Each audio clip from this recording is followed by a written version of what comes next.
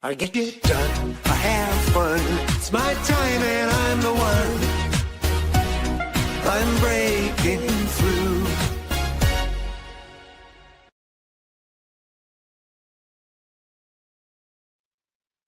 The Warrior Code, why purpose, discipline, and brotherhood still matter. What's that got to do with anything? Well, stick around and you'll find out. My guest is an expert in that space. Going to be fascinated. You are, I guarantee it. It's not a money back guarantee, though. Anyway, thank you for being here. If you're watching us live, appreciate that. Remember, hashtag replay if you're not watching us live. And in all cases, please subscribe, share, and comment.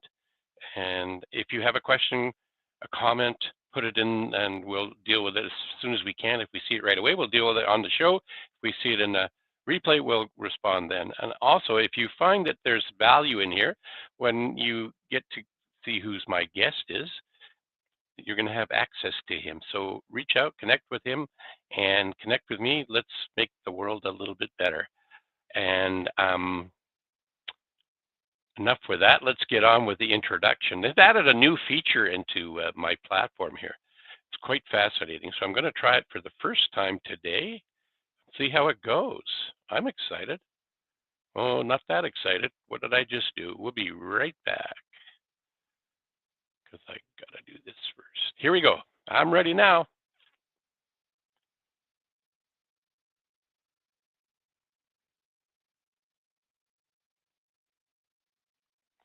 So today's conversation is one you won't want to miss.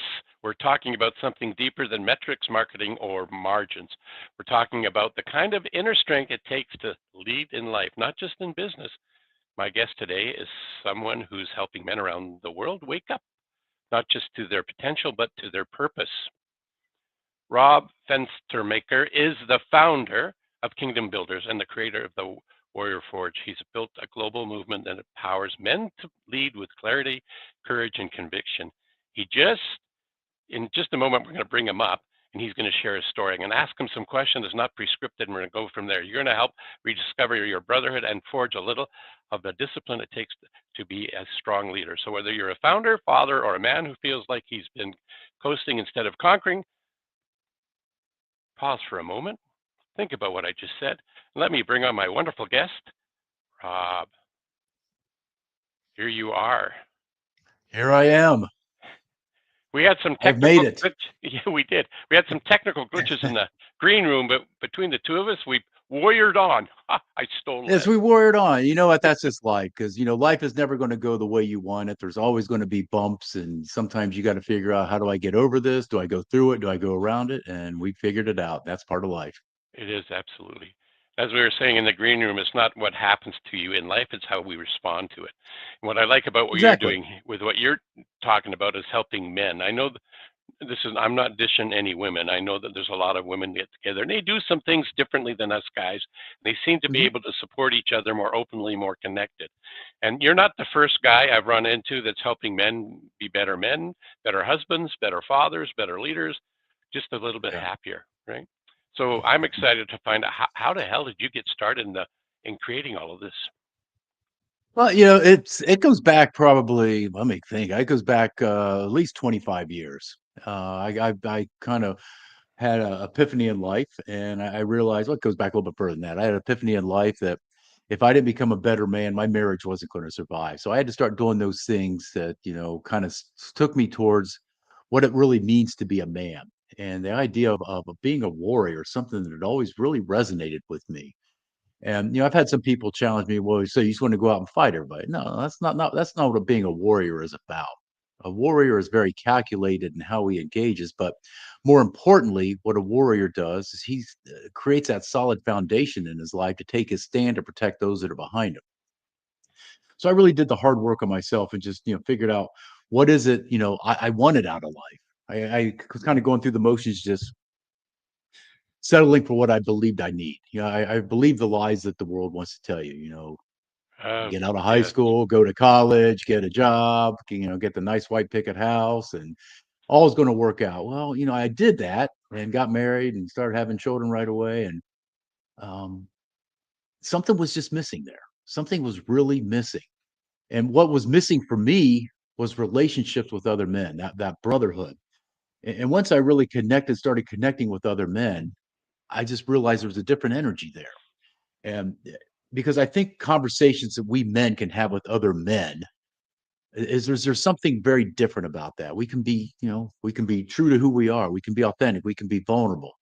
And not to say have those same type of conversations with our significant other, but sometimes as a man, we need to understand that there's other men that have us. So to kind of circle back to what you say, I've had the opportunity to lead different men's groups and facilitate men's groups and be a part of men's groups for over 25 years. And I just know the energy and power when men come together with intention, and not to drink beer and talk about sports, but to really dig into life and what life is about.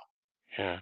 So I want to go back to something you said, because there's a lot of stuff in that soundbite, and what spoke to me was, I'm not a martial artist, but something I've gleaned out of that is a martial artist with a black multiple degrees has the ability to kill you with a finger, apparently. Mhm. But the cool thing is they don't. They can if Right. they need to, but that gives them a calm assertiveness to be a manly man or a womanly woman, because it's not Mhm. gender specific. But it's what I'm getting from what I heard in this soundbite is there's some similarity in the sense that where you're helping men with this, not with Yeah. this, right? Similar to Exactly. martial That's arts. it exactly. That's it exactly. And you kind of go back to that martial arts, the great martial artists, they are disciplined to the nth degree. And some people think that discipline is such a bad thing. No, discipline, as a man, you need to have discipline. You must be disciplined, because a man who's not disciplined is just a little boy just kind of, trying to figure life out. And I always go back that, the word disciple and discipline, they're basically the same word.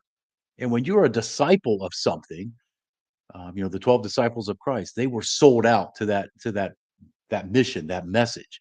When you become disciplined and you become a disciple, you are sold out to whatever it is you want to accomplish.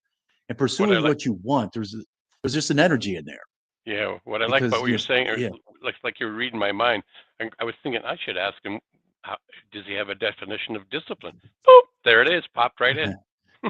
Yeah. And those discipline to me it starts with the rituals that you do each day. My morning time is precious to me.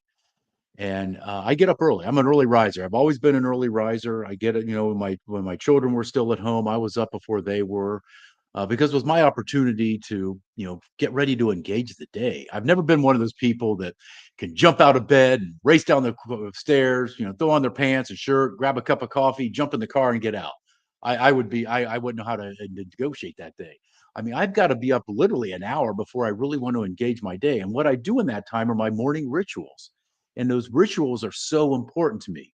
I have my prayer time, I have my devotion time, I have my journaling time, and I love to read. And I'm very intentional about that.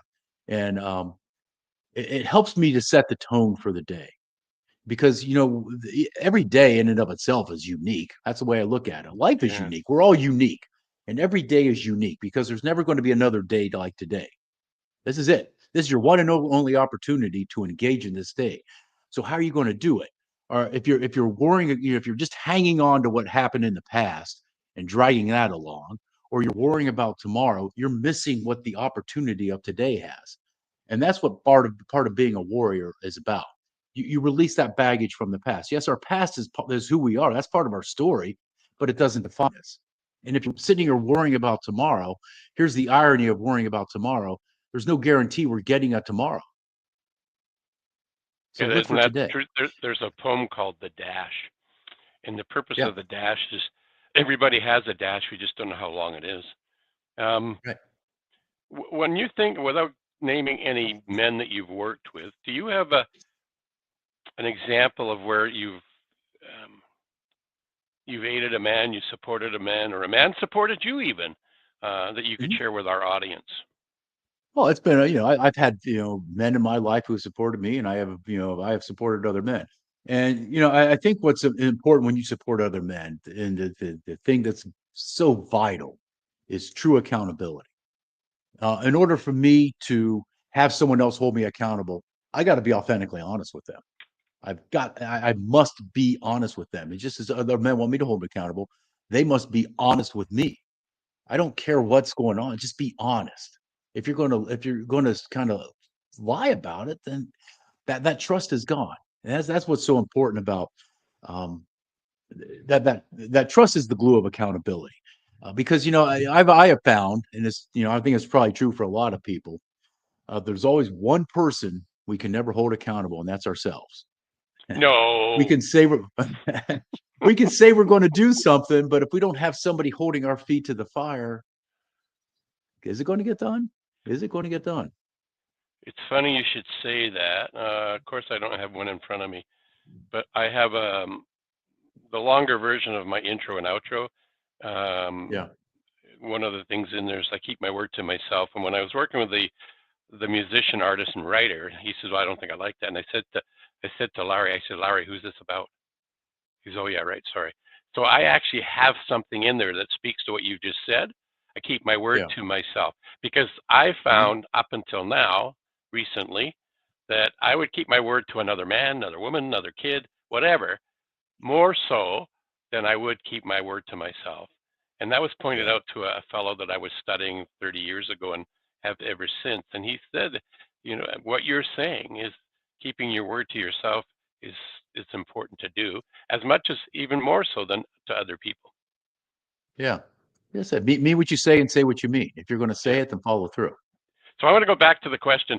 You didn't answer it the way I was hoping. So I'm going to dig a Okay. little deeper. Okay. I was truly Yes. looking for an example without naming anybody because it's not about that, but a real live example where something transformed yourself or another man that you can share Yeah. with us. Yeah. I mean, I can think of clients that I've had the opportunity to work with, and a lot of times it comes down to what we're really focused on is leadership. And to me, leadership is one of those things that yeah, we all talk about it, but you know it when you see it in action. And I've had Yeah, the opportunity to work with some leaders, and I think what makes me most excited is when I see somebody I'm working with and we're working on that and they finally get it. You can see that when the light goes off okay, and that's what they now you're getting to where I want to get to. Can you get more a yeah, little without telling? I don't want to know who they are because most yeah, is private, right? yeah. But what was that experience that you helped that person? The light bulbs came on, whatever it is.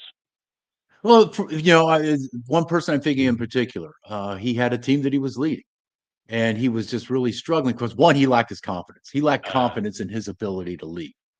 And he was put in that position for a reason. And that's what I would share with him. You're there for a reason. Uh, I believe you. I believe that you can do this. You just got to start believing in yourself. And once he started believing in himself, he would start challenging himself. He would start stretching himself. He would start taking some risks in his ability.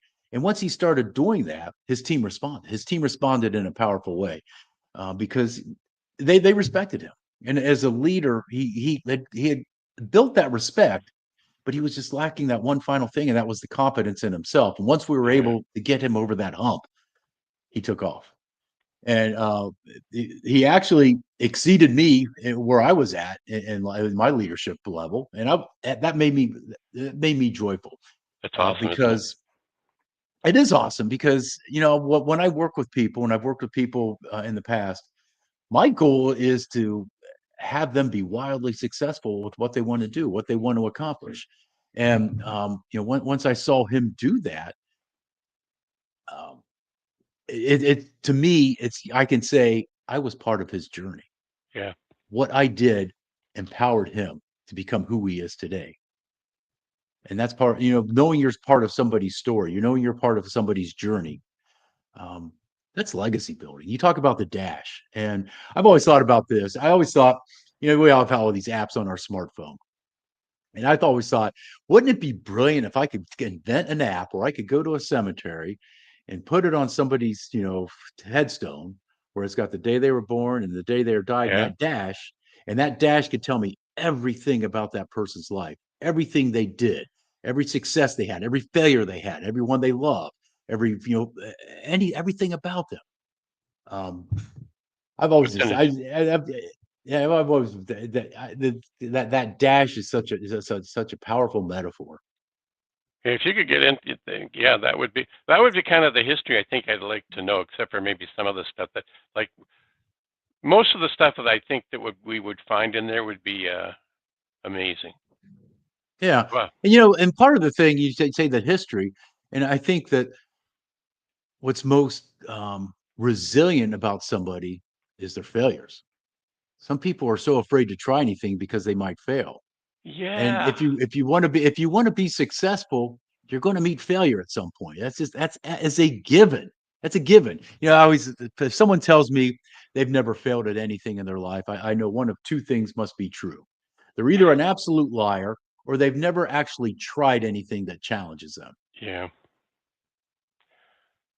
I have a couple of a bunch of what we call banners for the audience, in case you wonder what I'm looking at over here.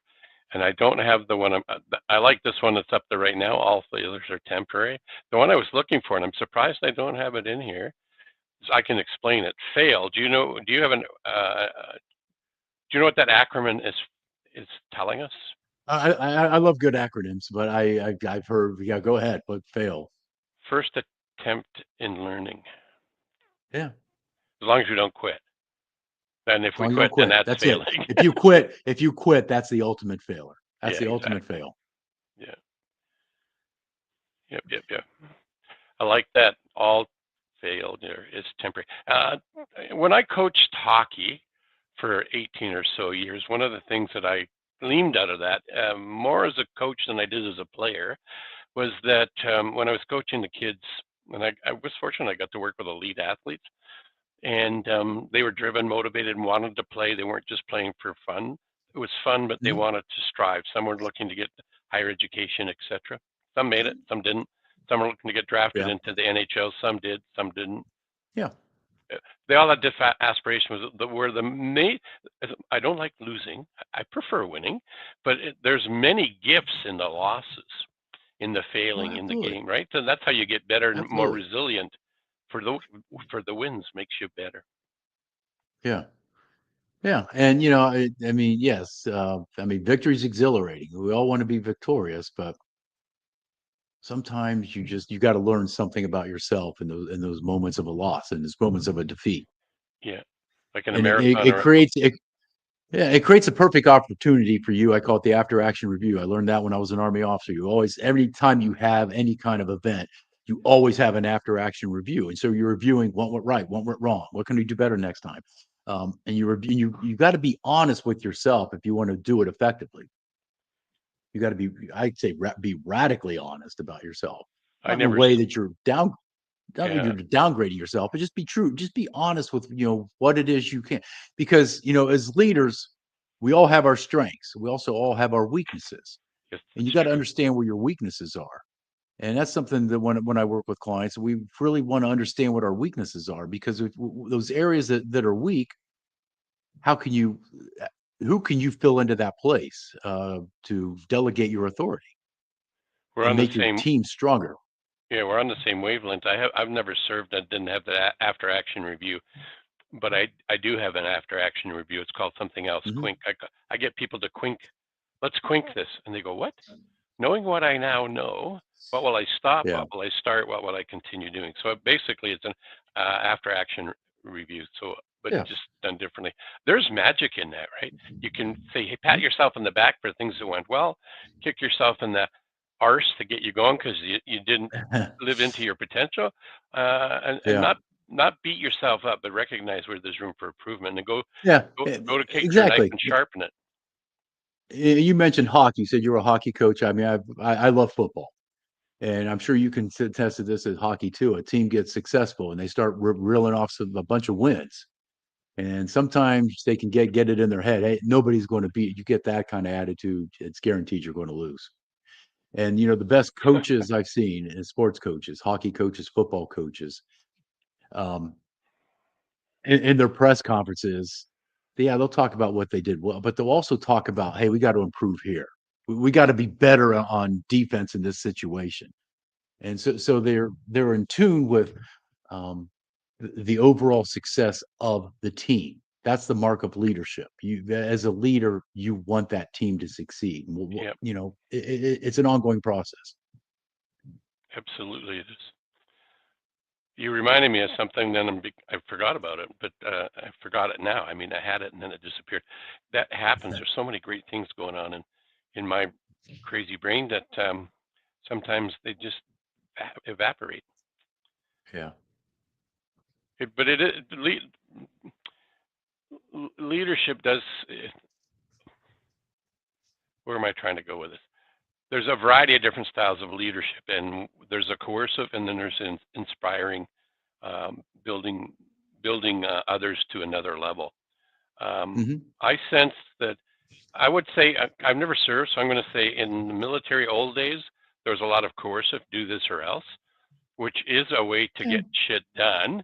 However, in the Yeah. modern day world, it's easier to get people to do things, walk on barefoot on flames or over glass, metaphorically, if they're inspired and feel empowered. And there's a company in the U.S. called Barry Weimar. I might have screwed up the last name. The CEO's name is Bob Chapman, and what I like about what he's about is that he had an epiphany, like you were saying earlier. He was leading his business like the CPA, Hmm. metrics, forgetting about the people. And the epiphany he had, being a father and a husband, he realized if I ran my family the same way I ran my business, we'd be out of family. So he changed the way he Yeah. ran his business, and they were not only able to survive in a downturn, and when was it, '07? They actually thrived because of Yeah.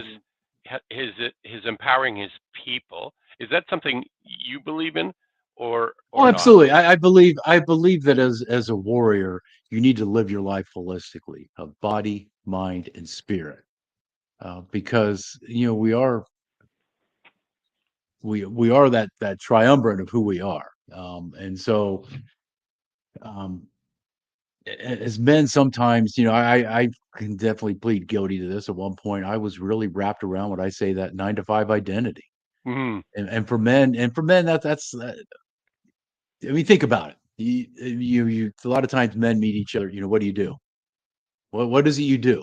And that first thing, what is it you do? And they want to know, what that job is that you have. And it's got to be the right, if it's not the right caliber of job, then maybe you weren't part of that club. uh, Um, and so that 9 to 5 identity can really, take us in some bad. For me, it took me in some bad directions, in the sense that I was really wrapped up into it. And then when I started going through some corporate downsizing, you're like, all right, well, is this is this what I'm supposed to do? And what I will always tell people is that, we have these corporate positions, and I like to say I'm a corporate burnout survivor. But here's the thing about corporate positions: they're all going to come to an end at some point. Either you're going to retire, they're going to retire you, or the company's going to go out of business. So you got to have some plan. What is it you want? What is it you want beyond this 9 to 5 identity? That's just not all who you are. And when you live your life in that body, mind, and spirit way, that holistic way, you understand that you're more than just this 9 to 5. There's something more about you. so If you I if you're understand and believe in what the theory that you're talking about. I've been there, done that. I've been identified by the vehicle, clothes, and positions I've had in life, and realized that's not who I am. And yeah. I have been taught things on how to get myself and others out of that. Do you have a methodology or a nugget you could share without giving all your trade Yeah. secrets away? Yeah, I think that the most important thing whenever I work with somebody, the first thing we really want to do is to build that foundation. When I say your foundation, what are those truths that you have? We all have truths. You got to have your non-negotiable truths. These things are true. You're never going to change my mind on this. Then we have other truths that, okay, this is what I believe right now, and I could be convinced otherwise. But you got to understand what it is you truly believe, because that's everything. Every choice, every decision you make has to rest on that foundation. And so when the foundation is strong, you're starting to make better choices, because every choice we make has a consequence. So would that be So like akin to core values? core value, that's it. What are your core values? That's it exactly. What are your core values? Yeah. And you think about kind of go back to Bill, but the sports analogy, you know, if you're in any kind of athletic endeavor, the one thing that must be strong is your core, the core of your body, because everything that you do athletically feeds off that core. If your core is weak, you're not going to be able to do what it is you want. If whatever Mm, that your athletic endeavor is. So you need to start with your core. The core needs to be strong first, just as like in the core of your life, that foundational truths of your life. It needs to be strong, because you've got to understand your truths, because we're all going to arrive somewhere at some point in life. You might as well make it the destination you want. And when you are very clear on your core values, it brings that destination into clarity. And that's the thing that I always start with my clients. We got to really dig into those core truths of what it is to be true to you. yeah. So what I want to do now is I want to just share where people can find out more about you. So I'm going to pop these up here. Okay. Here they come. So that's your LinkedIn profile.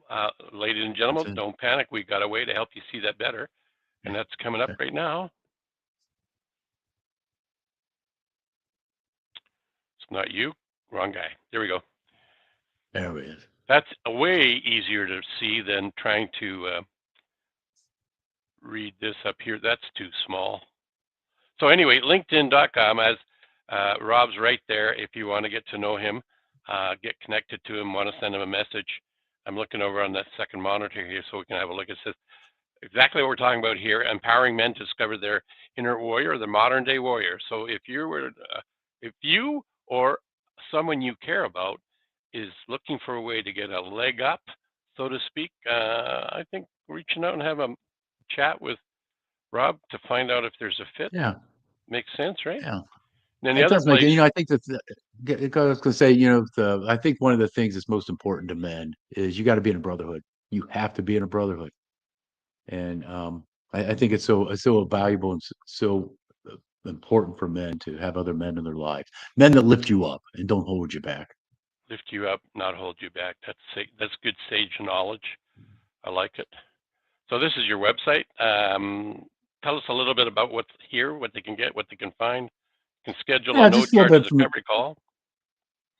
yeah.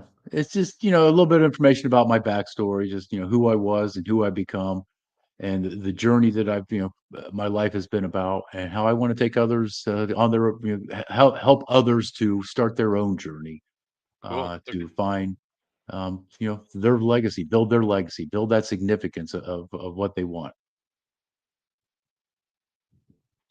Superb. Is there like one thing that if you were to wanted to share with the audience that you would, in 30 seconds, what's something to give them to hang on to? There's power in community. And we live in this virtual world now, and this virtual world, AI, everybody's talking AI, but I think the one thing that will never go out of vogue is those authentic, personal, one-on-one relationships. And as men, find those men in your life, and be that man as well. Yeah, I can't top that. So I'm not even going to try. Hey, I hate to kind of wrap this up, but we're at that point where we're at about the 30-minute mark and try to keep them in and around that space. Um, yeah, that was got my brain churning thinking about community and brotherhood, and I think that's one of the reasons why I like hockey. Probably one of the reasons why you like football, because there is that Mhm. brotherhood or getting a group of people together. Uh, Yeah. what I'm liking in today's world is a diversification of the hood,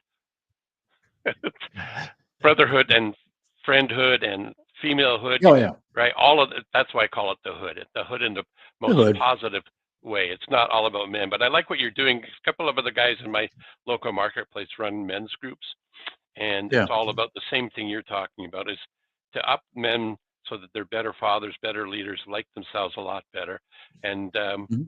live into their potential. Yeah. Anyway, And you talked about that hood, and I think the other thing that's important too is we got to get out of our silos, because it's easy, especially with social media and everything, it's real easy to get stuck in that silo and think everybody thinks exactly like I do. And when Yeah. you kind of get in those communities, you realize, hey, we all have diverse opinions and we can all have those conversations. And I can listen to what it is you believe in. I don't always have to necessarily believe it, but I can respect your opinion. Yeah. There's value when the minds of two others get together. Napoleon Hill writes about that, called a mastermind principle. Get two minds together, a third one shows up, and something better Eh, usually can come out of that. Anyway, Right. um, I'm going to end the show, but I'm going to ask you to hang out back in the green room, have whatever you want. It's all in there. And no calories will be added if you consume whatever. Anyway, thanks for taking the time and hanging out with me today. I really appreciate it. Thank you, Phil. I appreciate it as well. All right, man. Men, it's okay to get in groups of men. It's all right to support each other. Matter of fact, it's probably a really good idea. That's what I heard. To help wrap this up, one of the things I want to do is go to my marketing staff, media assets, because I want to remind you, whether you're a man or a woman or somewhere in between, teenager, senior citizen, legacy individual, remember this, that you are wonderful, and the you is you because you're unique in everything you do. So continue being your unique, your wonderful self. And until next time, have a wonderful week, and we'll see you on the next episode of the Business Renovator. I get it done, I have fun. It's my time and I'm the one. I'm breaking through.